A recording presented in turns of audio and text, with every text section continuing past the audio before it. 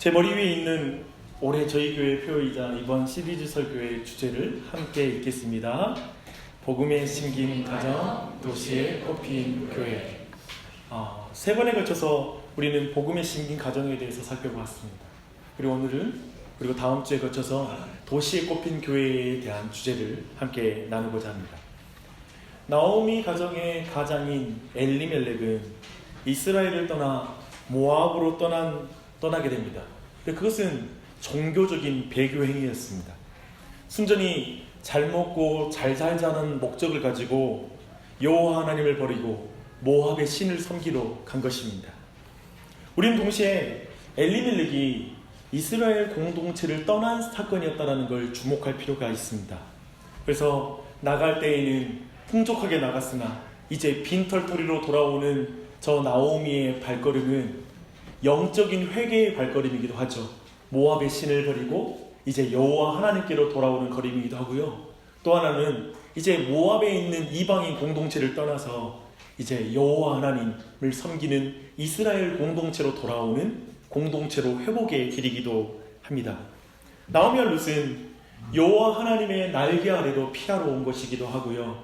이제 공동체의 보호와 그리고 지켜주는 그런 공급 가운데 나온 것이기도 합니다. 주 안에 사랑하는 여러분, 저는 여기에서 지금 이 나오미의 회개가 두 가지의 회개라는 것을 주목했으면 좋겠습니다. 이것을 한번 설명하기 위해서 좀 요즘 핫한 그런 한 문장을 여러분께 들려드리겠습니다. 제가 회개를 말할 때 하나님께만 회개하고 피해를 준 사람에게는 회개하지 않아도 돼 라고 말한다면 여러분은 그것을 도저히 받아들일 수 없겠죠. 아마도 그것은 반성경적인 회개관이고 그리고 이단적인 회개관이기 때문에 그렇습니다. 그렇다면 여러분이 이 말을 어떻게 생각하십니까? 하나님만 믿고 하나님께 속하면 되지 교회 공동체에 속할 필요는 없어. 하나님과 관계만 가지면 되지 다른 신자들과 관계를 맺을 필요는 없어. 순간 혼란스러우시죠? 방금 전에 잘못된 회개관과 이것을 또 같이 연결시키는 게 논리적인 비약처럼 들리는 분도 계실 것입니다. 저는 이것을 교회 패싱 신앙이라고 부릅니다. 하나님과 관계 맺고 세상에서 신자로 살면 돼. 굳이 교회는 패싱해도 괜찮아 라고 말하는 것이죠. 좀 더 이해를 돕는 설명을 하겠습니다. 하나님과 화목하여 안식을 회복한 사람은 반드시 신자들의 모임인 교회에 속해야 한다고, 그리고 그곳에서 하나님과 화목하고 그리고 그분의 은혜를 받는 걸 나누도록 하나님은 교회를 만드셨습니다. 믿으십니까? 그리고 세상에서는 하나님과 싸우고 있고 그리고 이웃과 싸우고 있고 그리고 그 자신과 싸우고 있는 삼중의 투쟁을 하고 있는 이 세상 사람들에게 예수 그리스도와 안에서 화목하고 그리고 그 샬롬을 누리도록 부르는 자들이 바로 신자들입니다. 그렇게 보면 우리가 방금 말한 대로 하나님만 믿고 하나님께 속하여 살면 되지 교회 공동체에 속할 필요는 없어.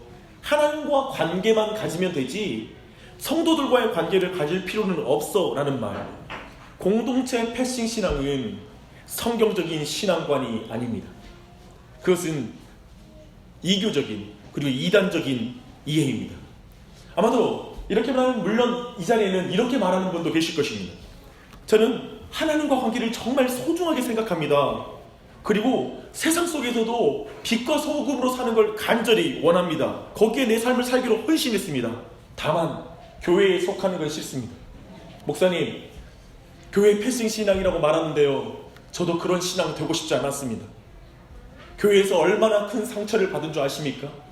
그래서 제가 이렇게 된 것인데 그렇게 말하지 마십시오. 정말 교회와는 거리를 두고 싶습니다. 아마도 이렇게 말할 수 있는 분도 계실 것입니다. 저는 그렇게 말하는 사람이 상상 외로 많다는 걸 잘 알고 있습니다. 그 중에 일부는 아예 교회를 떠난 사람들도 있습니다. 그리고 교회 안에 오지만 그 중에 일부는 주일 예배에만 참석하고 더 이상 신자들과 관계를 맺지 않는 신앙들도 알고 있습니다. 그리고 일부는 교회 회원으로 속해 있지만 성도들과의 교제는 거의 전무한 신앙들이 있다는 걸 알고 있습니다. 저는 여러분 개개인의 신앙을 판단하고 비판하려고 하는 것이 아닙니다.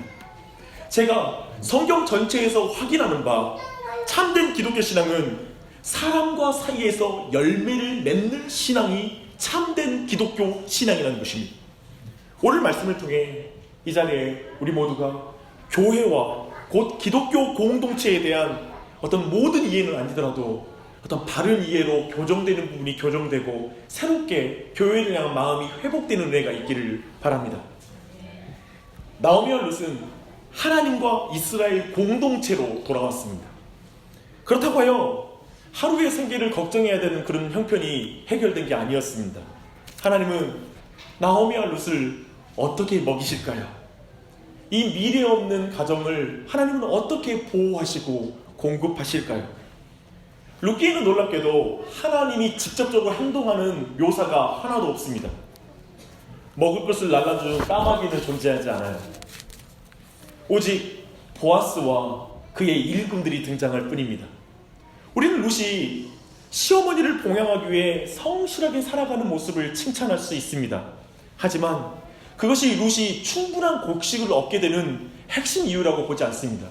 왜냐하면 보아스가 그 종들에게 룻을 위해서 한 움큼씩 그 이삭들을 일부러 흘리라고 말해줬거든요. 그 덕분에 공급을 받은 것입니다. 특별히 룻의 외모와 단정한 몸가짐 때문에 저 이스라엘의 거친 들판에서 일하는 내내 이 룻이 안전한 것이 아닙니다. 특히 저는 그런 상상해봐요. 룻이 굉장히 못생겨서 아무도 건드리지 않았을까. 분위기 안 좋네요. 근데 사실 룻이 안전할 수 있는 이유는 보아스가 그 남자 소년들에게 저 룻을 잘 보호해줘라 라고 일러줬기 때문에 그가 안전할 수 있었습니다. 특별히 보아스는 자신의 소녀들과 곡식 수확이 마칠 때까지 그들을 떠나지 말고 함께 이삭을 주우라고 룻에게 말했습니다. 모압 여인, 곧 여호와의 총회에 들어오지 못하는 민족으로 이스라엘 사람들이 은혜를 베풀기는커녕 기피하는 대상인 룻을 하나님은 보아스를 통해 보호하시고 공급하신 것입니다. 과부의 진정한 남편이신 하나님은 하나님을 경외하는 보아스를 통해 그의 공동체를 통하여서 한 사람을 회복시키고 보호하시는 거예요. 보아스를 통해 자아에 똘똘 뭉쳐 스스로 왕이 되어 모압에 갔다가 털털 털린 그 가난한 손으로 돌아오는 나오미와 룻에게 공동체의 은혜를 잊게 한 것입니다. 하나님을 경외하는 이스라엘 공동체는 하나님 앞에 나온 이방인들을 약탈하고 괴롭히지 않습니다. 도리어 두 사람을 돌보는 공동체가 됩니다. 소녀들은 룻의 친구가 됩니다. 소년들은 룻의 보호자가 됩니다. 보아스는 룻의 아버지가 됩니다. 룻기는 공동체 패싱 회복이 아니라 공동체를 통한 회복을 분명하게 보여주는 이야기인 것입니다. 주 안의 사랑하는 여러분, 저는 룻이 이스라엘 공동체 안에 들어가 은혜를 입은 이유가 그녀의 신앙이 소문이 나고 효심이 가득하고 성격 좋고 그리고 성격이 적극적이고 친화력이 남달랐기 때문에 라고 생각하지 않습니다. 하나님을 경외하는 보아스와 보아스의 지도 아래에 있었던 하나님을 닮은 공동체가 저 이방 여인 여호와의 회에는 들어올 수 없다고 말하는 모압 여인이 그 공동체 안에 들어오게 되는 거예요. 보아스와 그의 공동체 때문에. 그가 이 룻이 하나님의 은혜를 입는 통로가 되는 것입니다. 보아스의 밭은 룻에게는 하나님의 은혜를 받는 밭이 되었습니다. 참으로 오늘날 교회가 봐야 될 비전입니다. 오늘날 교회가 이 보아스와 보아스의 밭과 같은 공동체의 비전을 가져야 되는 것입니다. 저는 좀 전에 교회에 속하지 않고 하나님의 사람으로 세상에서 살기 원하는 현대의 영적인 흐름을 여러분과 나눴습니다.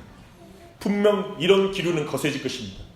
시대가 갈수록 교회의 생활을 이탈하여 나는 기독교 신앙을 가진 자라고 말하는 사람들의 논리는 발전될 것입니다. 저는 그런 기류가 우리가 흔히들 말하는 포스트 모더니즘에 기인한다고 생각합니다. 무슨 말입니까? 모든 권위와 질서를 해체시키고 개인이 기준이 되고 개인의 어떤 생각이 극대화되는 이 세상적인 흐름 속에서 공동체로 모이기보다 그냥 내 자신이 기준이 되어 신앙생활하는 그 흐름이 강해질 거란 말입니다. 여기에서만, 이 외부에서, 이 포스트 모더니즘에서만 만약 제가 이 문제, 교회의 패싱 신앙의 문제를 제가 찾는다면 아마도 현대교회에 속하지 않고 스스로 그리스도인이라고 말하는 사람들을 현대 사상에 물든 사람이라고 비난하는 수준도 제 설교는 끝날 것입니다. 그러나 저는 그렇게 진단하는 것은 교회의 책임을 말하지 않는 무책임한 말이라고 생각합니다. 한국교회의 책임은 무엇입니까? 한국교회 회복의 키는 무엇입니까? 저는 이에 대한 답으로 화성공담에서 목회하고 있는 이도영 목사님의 책 페어 처치라는 책에서 빌어오겠습니다. 한국교회의 세 가지 책임과 회복의 키는 공교회성, 공동체성, 공공성을 회복하는 것입니다. 다시 한번 따라해 볼까요? 공교회성, 공동체성, 공공성. 이 세 가지가 지금 보아스와 보아스의 밭에서 보인 특징이기도 합니다. 잘 생각해 보십시오. 한국교회가 공교회성, 곧 삼위일체 하나님이 주인이신 하나님의 교회라는 사실을 만국하고 다른 교회들과 서로 경쟁하며 성장하는 구조를 갖췄을 때 사람들은 교회에 오고 싶은 마음이 사라지기 시작했습니다. 한국교회가 공동체성을 상실했기에 교회에 오는 것과 인터넷으로만 설교 듣는 게 큰 차이가 없어지자 사람들은 인터넷으로 예배드리고 더 이상 성도들과 교제하는 교회에 올 필요가 없다고 생각하기 시작했습니다. 한국교회가 공공성을 상실하고 교회가 어느 한 개인의 사유화가 되어서 세습되어지고 교회가 이기적인 집단이 되어서 이웃에게 공적인 역할을 하지 못하고 그저 이기적인 집단이 되었을 때 사람들은 교회에 나올 이유를 상실하기 시작했다는 것입니다. 우리 모두가 공감하는 내용이라 생각합니다. 그렇다면 이 교회, 공교회성과 공동체성, 공공성을 상실한 교회는 어떻게 회복됩니까? 그 세 가지를 바르게 회복하는 것을 통하여 가능할 것입니다. 보아스와 보아스의 일꾼들과 같은 공동체가 저는 답이라고 믿습니다. 저는 공동체가, 교회가 답이라고 믿습니다. 영웅적인 목사가 다시 일어나는 게 아닙니다. 조용기 목사님과 같은 분이, 저 오카노 목사님과 같은 분이 한 분 혜성같이 등장해서 한국교회가 회복되는 게 아닙니다. 공동체가 답입니다. 그 공동체는 홀로 된 사람, 보잘것없는 사람, 헌금할 수 없는, 그리고 도리어 구제가 필요한 사람, 교회가 배척하는 이방인, 외국인 노동자의 실질적인 필요를 적극적으로 채우는 공동체입니다. 배고픈 자에게 그저 배고프니 따뜻하게 밥 먹어, 추운 자에게 그저 따뜻하게 옷 입어라고 말하는 차원이 아니라 그 실질적인 필요를 채워주는 교회가 회복돼야 됩니다. 수학의 계절이 끝나고 어떻게 장기적으로 이 룻을 돌봐야 될지 보아스와 그 공동체는 몰랐을 것입니다. 하지만 지금 할 수 있는 도움을 그들은 주고 있습니다. 각자 할 수 있는 것으로 여성들은 여성의 친구가 되고 남성들은 여성의 보호자가 되는 것, 그런 공동체. 저는 교회가 보아스처럼 여호와의 날개 아래에 모함 여인도 한 지체라는 공교회성을 가질 때 다른 교회도 동일한 교회라고 믿고 함께 상생하는 교회가 될 때 다시 사람들이 교회를 찾을 거라고 믿습니다. 저는 교회가 보아스의 일꾼들처럼 룻과 함께하는 소녀, 룻을 보호하는 소년, 넉넉하게 이삭을 흘릴 줄 아는 공동체성을 가질 때 다시 교회에 사람들이 올 것이라고 믿습니다. 저는 교회가 그가 속한 도시의 궁핍한 자, 어려움에 처한 자들에게 자원을 나누는 교회의 공공성을 회복할 때 이제 다시 교회에 사람들이 나올 것이라고 믿습니다. 좋은 말이죠. 그러나 여기에서 좋은 말 대잔치를 하는 것 같은 느낌이 들지 않으십니까? 저는 설교를 하면서도 느껴져요. 아, 좋은 말이야. 교회는 늘 좋은 말을 해. 라는 그 느낌이 설교하는 나에게도 있어요. 저는 솔직히 그렇습니다. 그렇다면 이것을 줄줄 말하는 박 목사는 스스로 보아스와 같은 좋은 지도력을 가진 지도자입니까? 모든 교우들은 스스로 공교회성과 공동체성, 공공성을 잘 드러내는 그런 신자로 살아가고 계십니까? 솔직히 우리 교회는 박 목사를 포함해서 공교회성, 공동체성, 공공성의 회복을 기대하는 사람들만 모였다고 생각해요. 우리 교회에 모인 사람들, 교회에 대한 소원과 그리고 교회가 어떻게 됐으면 하는 그 기준이 굉장히 높습니다. 정말 목사를 필두로 좋은 말 대잔치를 잘할 수 있는 캐릭터는 다 모였습니다. 그런데요, 저는 목회를 여기까지 하면서 한 가지 역설을 확인하고 있습니다. 우리들은 공교회성을 말하는데 정작 경쟁적인 세계관을 벗어내지 못했다는 것입니다. 우리 모두는 말로는 공동체성을 말하는데 특별하게 나와 관련이었으면 공동체에 관심이 없다는 것입니다. 말로는 공공성을 말하는데 이제 한국교회가 공공성을 가져야 된다라고 한국교회를 말할 때마다 거품을 물고 말하는데 내가 좀 더 가난해지고 나누는 나눔은 거의 실천해 본 적이 없습니다. 손해 본 적이 거의 없어요. 현대인에게 있는 역설입니다.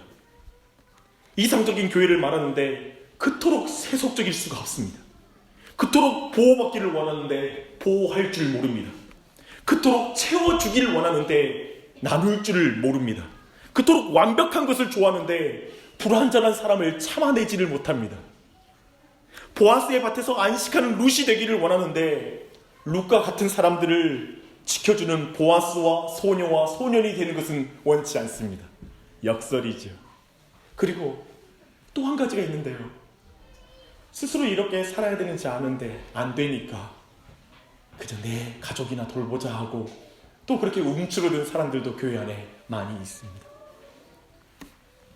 이 지점에서 더욱 자세하게 우리는 말씀으로 들어가야 돼요. 그러려면 4장으로 넘어가야 돼요. 이 부분을 어떻게 해결해야 되는지를 우리는 좀 더 우리가 말씀 안에서 살펴봐야 됩니다.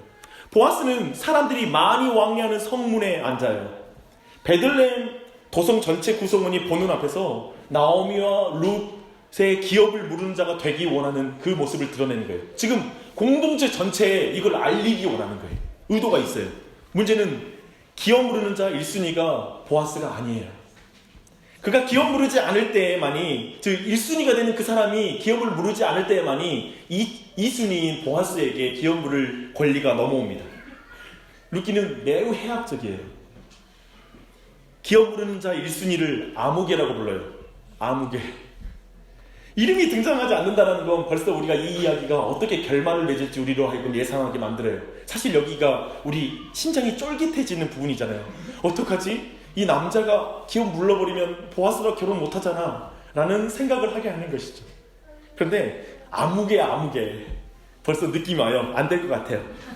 아무개는 기업 무르는 것을 처음에는 동의해요. 하지만 보아스가 기업 무르는 의미가 무엇인지를 차근차근 설명해 주자 기업 무르기를 거절합니다. 보아스가 말한 건 이거예요. 첫째, 죽은 자의 아내 모압 여인 룻에게서 살아. 이 말은 룻과 결혼해야 된다는 말이에요. 둘째, 그 죽은 자의 기업을 그의 이름으로 세워야 할지니라. 이 말은 룻과 결혼해서 얻은 자식에게 그 죽은 자 아비멜렉과 그리고 기럯과 말론의 이름으로 기업을 잇게 하라 라는 말입니다. 사실 이 말은 신명기 말씀에서 온 거예요. 신명기는 기업 무르는 제도가 나와요. 근데 지금 이 아무개는 기업 무를 때 하나님의 말씀이 어떤 내용인지 그 구체적인 내용은 받지 않고 그냥 자기에게 이익이 될 것 같으니까 처음에는 낼름 내가 기업 무르는 자가 되겠다 라고 말하는 거예요. 말씀을 잘 모르는 사람이에요. 하나님의 말씀을 자신에게 이익이 있는 것 같으면 지키고 손해가 볼 것 같으면 그 말씀을 지키지 않는 사람이 아무개예요. 그의 말을 한번 직접 들어보세요. 6절이에요. 그 기업 물을 자가 이르되 나는 내 기업에 손해가 있을까 하여 나를 위하여 무르지 못하노니 내가 물을 것을 내가 물으라. 나는 무르지 못하겠노라 하면지라. 지금 성문 앞에 사람들이 다 보고 있어요. 성 안에 있는 이스라엘 베들레헴 사람들이 다 보고 이 사람의 말을 듣고 뭐라고 생각했을까요? 아마도 많은 사람들은 기업 무르지 않은 이 암흑의 말에 동감하는 사람도 있었을 것이고요. 어떤 사람은 못마땅하게 생각하는 사람도 있었을 것입니다. 특별히 성경이 강조하는 것은 이 결혼해야 되는 여인이 모함 여인이라고 하는 걸 계속 반복해서 등장시켜요. 이스라엘 중에서도 진정한 타자이잖아요. 공동체에 속하지 못하는 타자, 그와 결혼하는 게 싫은 거예요. 암흑의 발언은 계산기를 튕기는 이기심을 공동체 전체에 전염시켰을 것입니다. 동시에 이방인에 대한 배타심을 전염시켰을 것입니다. 더하여 하나님의 말씀이라도 손해가 되면 지키지 말라는 메시지를 공동체 전체에서 지금 말하는 것입니다. 공동체 안에 절망에 빠진 사람의 회복 따위는 신경 쓸 필요가 없다라는 이기적인 마음을 공동체 전체에 전염시키는 것입니다. 성문 위에서 창피할 줄도 모르고 적나라하게 내 기업에 손해가 있으니 난 못 모르겠다라고 말하는 것입니다. 참으로 이 사람은 만몬의 우상, 물질의 우상을 숭배하는 자라 말할 수 있을 것입니다. 이렇게 말하면 그를 너무 호되게 말하는 것일까요? 그는 참으로 현실적인 사람입니다. 손익계산이 정확한 사람입니다. 모든 계산을 넘어 하나님의 말씀에게 순종해야 된다는 개념이 그에게는 없습니다. 저는 이 아무개에게서 현대인들의 역설을 보게 됩니다. 처음에 그는 나오미의 기업 무르는 자가 되는 명성을 얻으려고 했죠. 처음에 그는 기업 무르는 자가 되어서 땅 부자가 되고 싶어해요. 아무튼 이때도 땅 좋아하고 지금도 땅 좋아하고 좋아합니다. 나오미의 땅을 사서 나오미와 룻의 형편 좀 풀어주는 수준의 거래를 하고자 하는 거예요. 하지만 하나님의 말씀에 따라 자신이 손해를 보고 나오미가 회복되는 것은 거절합니다. 자신의 가정이 손해를 보고 공동체가 세워지는 것은 거절합니다. 자신이 물질적인 손해를 입으면 죽은 자들이 다시 살아나는 회복을 경험할 텐데 그 돈을 포기할 수가 없습니다. 그는 보아스에게 말해요. 네가 순종해라. 느낌이 오세요? 네가 순종해라. 그러면 좋으면. 그는 하나님의 말씀 앞에 순종하지 않고 거래합니다. 그의 신앙에는 다른 지체가 한 형제 자매라는 공동체성이 없습니다. 아픈 자와 함께 울어주는 공동체성이 없습니다. 자신의 삶으로 공동체 전체의 유익을 주려는 공공성을 그의 신앙에서는 찾아볼 수가 없습니다. 그래서 그는 그냥 아무개예요. 아무개. 주 안에 사랑하는 여러분, 그런데 아무개가 그냥 아무개가 아니에요. 그냥 아무개라서 우리 모두에게 남의 이야기로 들리지 않아요. 아무개에 내 이름이 들어갈 수 있거든요. 그 아무개가 나야. 우리는 그리스도인이라는 말을 실용적으로 사용하는 시대를 살고 있습니다. 우리 선배들은, 아니, 우리 모두가 투표권을 가진 이후에 장로 대통령 세우자라는 구호를 외치며 장로 대통령도 세웠습니다. 우리의 선배들은 장로라는 이름을 가지고 권력을 누리고 땅 부자가 되고 정치 권력 카르텔을 형성했습니다. 우리는 그렇게 하면 그들이 우리를 부자로 만들어줄 거라고 믿었습니다. 그런데 그 권력이 공공성과 공동체성 그리고 공적 권력의 자리를 따라 사유화되었을 때 그것이 얼마나 온 민족을 고통스럽게 하는지를 우리는 우리 당대에, 우리가 사는 시대에 우리는 분명하고 똑똑하게 그 모든 걸 경험했습니다.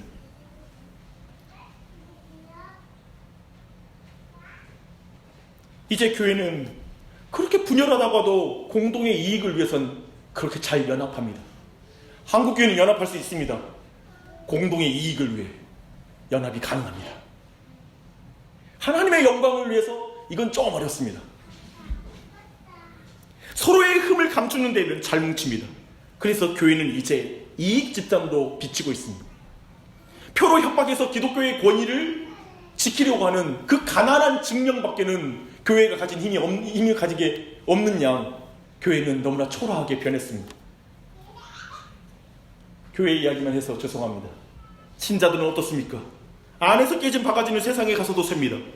공동체를 위해 손해볼 줄 모르는 사람은 세상에서도 지독하게 이기적입니다. 잘 주목하십시오. 교회에서는 이타적인데 세상에서 이기적인 것은 이미 뒤틀린 신앙이니까 여기에 거론하지 않겠습니다. 여러분, 이기적인 교회의 이름을 세상은 그 암흑의 교회라고 부릅니다. 이름 없는 교회예요. 교회가 아무리 커도 이름을 부르지 않아요. 그 교회에, 그 아무개 교회 문제 많아. 우리가 아무리 잘나고 초고속 승진을 하여 어떤 위치에 있더라도 우리가 손해볼 줄 모르는 이기적인 사람으로만 서 있다면 사람들은 나중에 우리를 아무개라고 부를 것입니다. 우리의 이름을 그리스도인이라고 기억하는 사람은 없을 것입니다. 다시 한번 말씀드립니다. 좋은 말 대잔치가 이기심을 못 이깁니다. 좋은 교회에 속한다고 해서 이기심을 못 고칩니다. 이상적인 교회론이, 이상적인 가치관이 이기심을 제어하지 못합니다. 나 중심성을 극복하지 못합니다. 이기심을 가지고 큰 교회를 만들 수는 있어요. 제가 보니까요, 열정이 있고 열심이 있고 이기심 가져도 교회는 크게 될 수 있어요. 그러나 하나님의 참된 나라는 세울 수 없습니다. 잘 생각해 보십시오. 모든 교회 이름 앞에 이기적인을 넣어보십시오. 참 우리에게 많은 걸 말해요. 이기적인 나주혁신 장로교회, 이기적인 사랑의 교회. 이기적인만 없으면 사랑이 굉장히 의미가 있는데 이기적인 넣어버리면 너무 당혹스러워요. 이기적인 소망교회, 이기적인 명성교회, 그리고 우리의 직분과 이름 앞에 이기적인 것을 붙여보십시오. 이기적인 목사 박용주, 이기적인 좋은말 대잔치교회. 좋은 것, 거룩한 것 앞에 이기적인 것이 들어가면 아무개 교회가 되는 거예요. 무섭지요. 너무 아무개에 꽂힌 것 같습니다. 길게 나눴네요. 솔직히 아무개의 말과 행동에서 제가 보입니다. 아무개의 말과 행동에서 현대 교회가 보이지 않습니까? 그러나 우리의 모습은 100% 이기적인 모습은 아닐 거라 생각합니다. 하지만 각자 손해보지 않는 선이 있어요. 하나님의 말씀 앞에 순종하지 못하는 선이 있어요. 이것은 내가 포기할 수 없어. 이건 손해볼 수 없어. 내가 왜? 내 개인의 삶도 있는데. 저는 극단적으로 공동체를 위해 개인이 희생되는 개념을 지지하지 않습니다. 그러나 한편으로 개인의 권리가 완전히 보장되고 공동체성이 형성된다고 생각하지도 않습니다. 어떻게 우리는 이기심을 이길 수 있을까요? 어떻게 우리는 이기심과 자기 중심성을 이길 수 있을까요? 저는 그 지점에서 보아스를 주목하기로 합니다. 저는 보아스가 아무개 하는 말을 주목할 필요가 있어요. 이렇게 말해요. 지금 내가 하기를 원하는 기업 무르는 사명은 죽은 자 엘리멜렉과 기룡과 말론의 기업을 다시 회복시키는 것이야. 죽은 자를 다시 살리려는 구원자가 되는 사명이야. 내가 하지 않으면 내가 할게 라고 말합니다.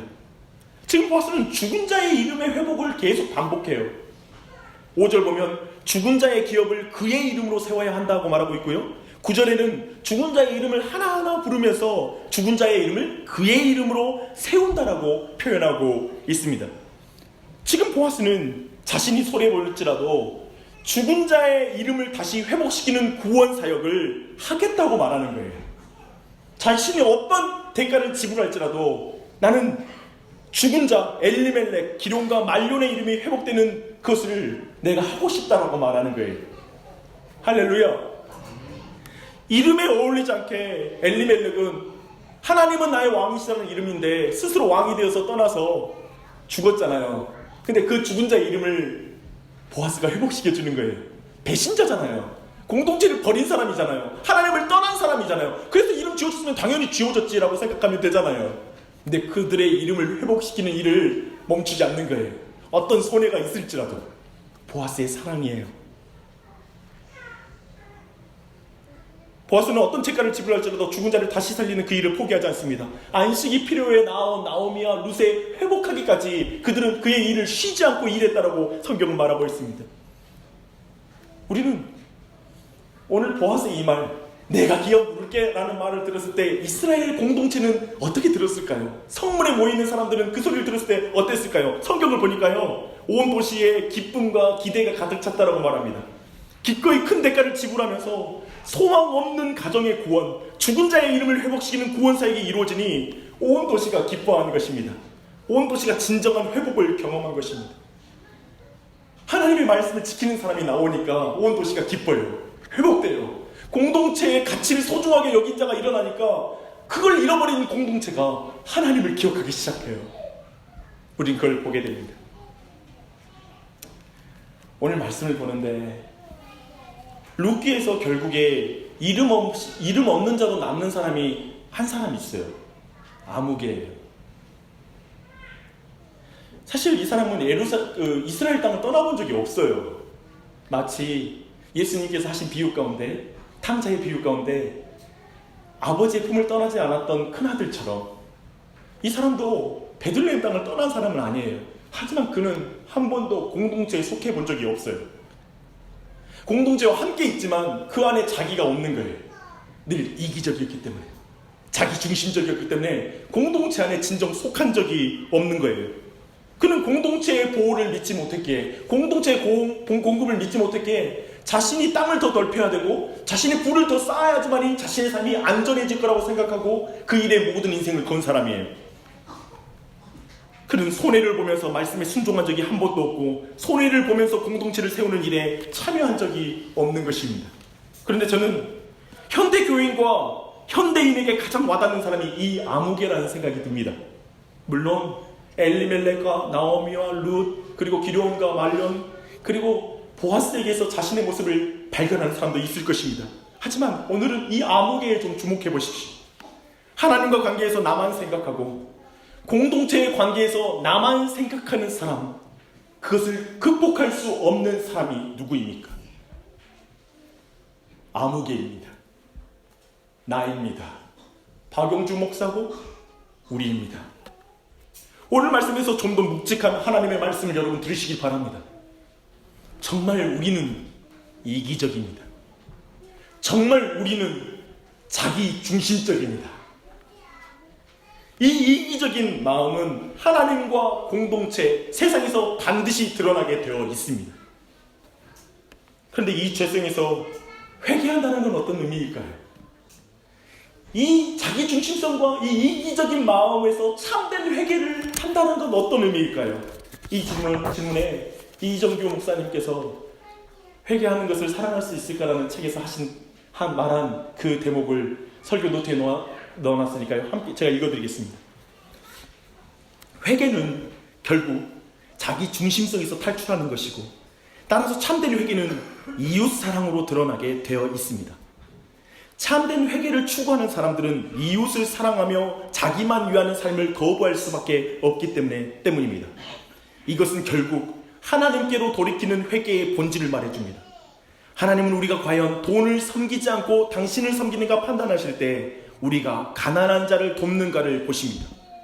그리고 우리가 과연 참으로 회개했는가를 판단하실 때 우리가 다른 사람을 용서하기 위해 자아를 죽일 수 있는가, 이웃에게 정직하게 잘못을 고백함으로써 자아를 죽일 수 있는가, 이웃의 복지와 기쁨을 위해 기꺼이 여러분의 재산을 내놓을 수 있는가를 보십니다.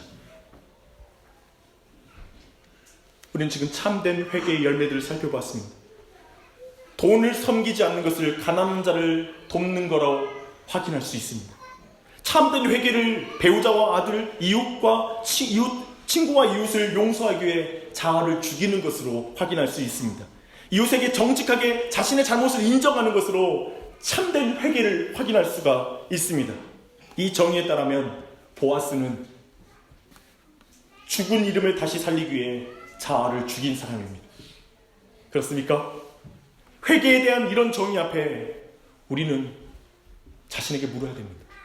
난 참된 회개를 경험한 적이 있는가? 나는 교회를 수십 년 다녔지만 나의 회개는 진정한 회개였는가? 또한 스스로 물어야 될 것입니다. 나는 공동체와 바른 관계를 맺고 있는가? 나는 교회에 참으로 속해 있는가? 라는 질문을 해야 될 것입니다. 그리고 우리 모두는 도대체 어떻게 자기 중심성에서 참된 회개를 할 수 있는지 질문하는 자리로 가야 됩니다. 회개해라고 해서 회개가 되지 않더라고요. 이기심을 버리라고 해서 이기심을 버리는 존재가 아니에요. 저는 이 부분에서 신앙생활하며 죽고 싶을 때가 있었습니다. 왜냐하면 내 안에 틀린 것도 알고 있고 고치고 싶은데 진정한 회개를 못한다는 걸 내가 느끼는 거예요. 진정으로 회심한 적이 없는 것 같은 내 자신의 모습을 보게 됩니다. 알아도 안 되고 반복했던 실패 속에서 한 가지 분명하게 배운 게 있습니다. 회개는 인간의 힘으로 안 된다. 자기중심성이라는 죄성은 인간이 못 이긴다. 저는 이걸 배웠습니다. 제가 기독교 신앙에서 배운 건 이겁니다. 그러나 저는 이 이기심을 이기고 참된 회개의 삶을 살게 하는 능력을 빌립보서 2장의 말씀에서 발견하게 됩니다. 오직 이 말씀만이 우리를 모든 이기심과 자기 중심성에서 해방시킬 것입니다. 빌립보서 2장 1절로 4절에는 보아스와 보아스의 밭과 같은 교회의 모습을 그려주고 있습니다. 그러므로 그리스도 안에서 무슨 권면이나 사랑의 모든 무슨 위로나 성령의 무슨 교제나 긍휼이나 자비가 있거든 마음을 같이하여 같은 사랑을 가지고 뜻을 합하여 한 마음을 품어 아무 일이든지 다툼이나 허용으로 하지 말고 오직 겸손한 마음으로 각각 자기보다 남을 낮게 여기고 각각 자기 일을 돌볼 뿐더러 또한 각각 다른 사람들의 일을 돌보아 나의 기쁨을 충만하게 하라. 정확하게 이 모습은 룻기에서 보아스와 보아스의 공동체 안에서 우리는 발견할 수 있는 모습입니다. 우리는 이기적인 마음을 이기고 이런 자리로 나아가야 되는 걸 모두 잘 알고 있습니다. 그런데 그 능력이 어디에서 옵니까? 그 능력을 빌립보서는 계속 이어서 이렇게 말합니다. 나의 안에서 이 마음을 품으라 곧 그리스도 예수의 마음이니 그는 근본 하나님의 본체시나 하나님과 동등됨을 취할 것으로 여기지 아니하시고 오히려 자기를 비워 종의 형체를 가지사 사람들과 같게 되셨고 사람의 모양으로 나타나사 자기를 낮추시고 죽기까지 복종하셨으니 곧 십자가에 죽으십니다. 어떻게 보아스와 보아스의 밭과 같은 이 시대의 이기심을 이기고 자기 중심성을 이긴 진정한 공동체와 그런 신앙인이 될 수 있는가? 그것은 겸손하게 되신 예수 그리스도의 마음을 품는 것으로 가능하다고 성경은 말합니다. 아멘.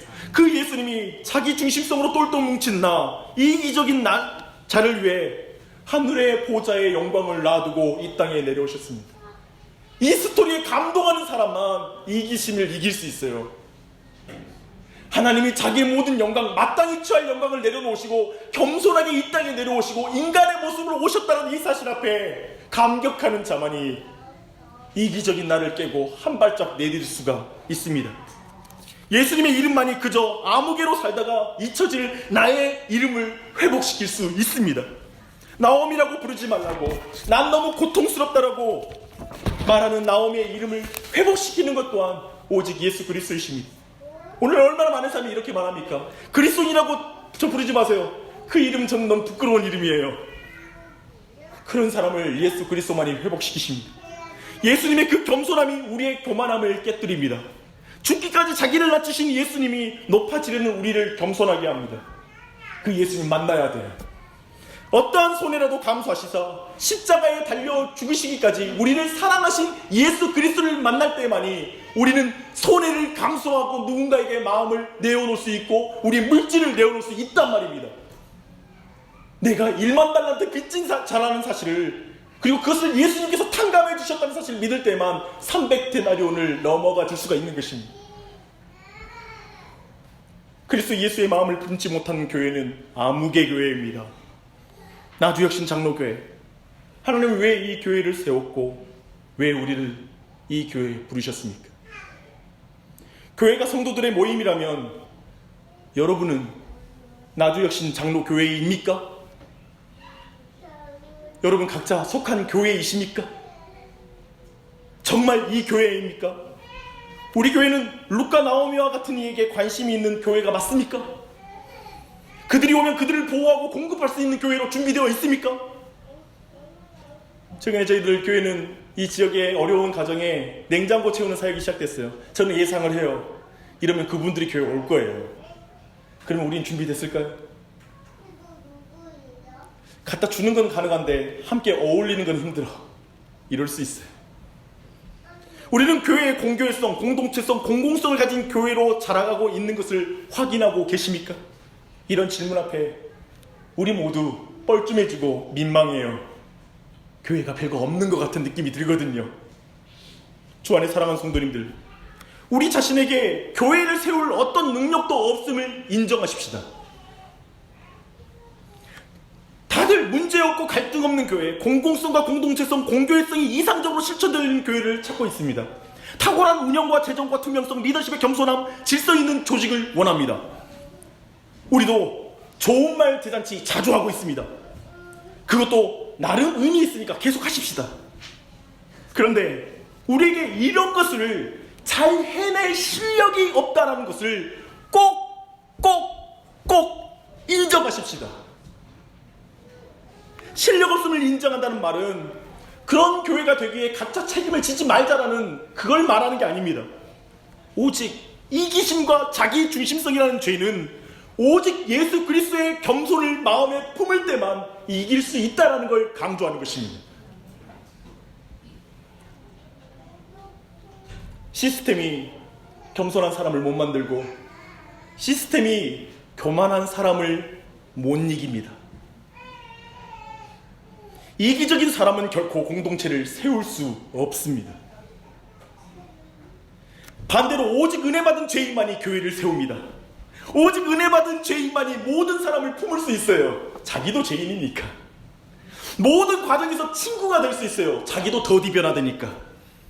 은혜 받는 자만이 도시를 기뻐하고 넉넉하게 세우는 겸손한 사람이 될 수 있습니다. 할렐루야. 주 안에 사랑하는 여러분, 우리 교회는 교회를 세우는 교회입니다. 우리는 이웃교회와 연합하는 공교회성을 작게나마 실천하고 있습니다.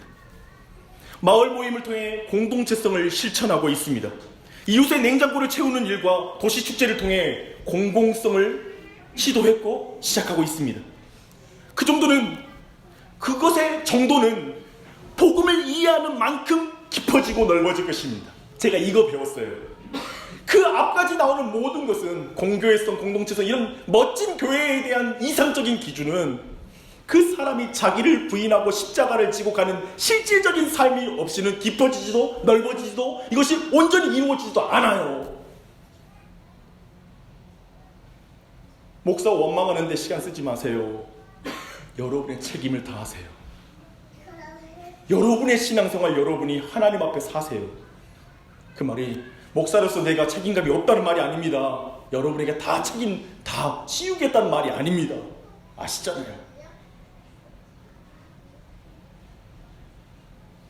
도시에 꼽힌 교회가 되어 이 도시의 고아와 과부를 돌보는 일을 충실하게 감당하는 보아스와 보아스의 밭과 같은 당신이 되길 축복합니다.